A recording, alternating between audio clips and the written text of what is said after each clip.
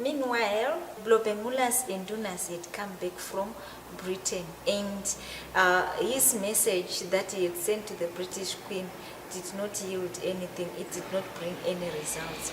So Lobengula decided to wage a war against the British people.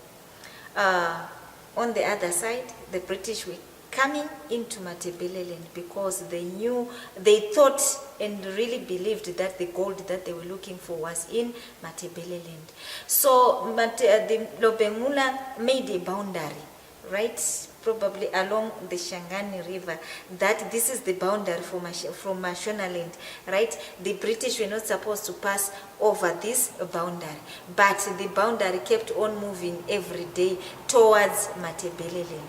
So finally, the British South Africa Company arrived in Matebeleland, but Lobengula and his people had actually prepared for war.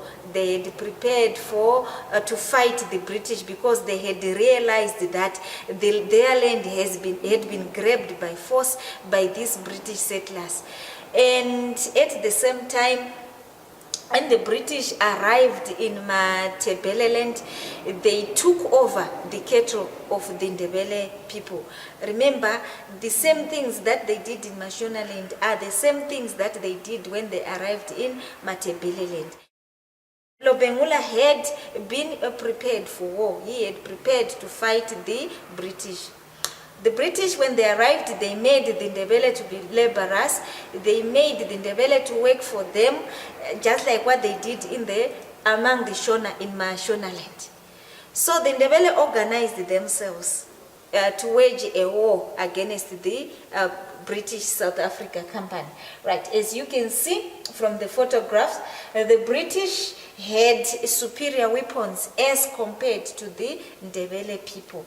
The Ndebele used the bows and arrows, as you can see in the picture, but they had a type of tactic that they used, which at one time defeated a group of British people that was led by Alan Wilson at some point at the Shangani River in about December 1893. In 1893, that is when the Ndebele War against the British started. The Ndebele War of Resistance, the Anglo Ndebele War of Resistance. They were resisting the British. They were resisting the occupation and the taking of away of their land, the taking away of their cattle, and the brutality that they were facing. The idea of being made to provide cheap labor on the farms and the mines.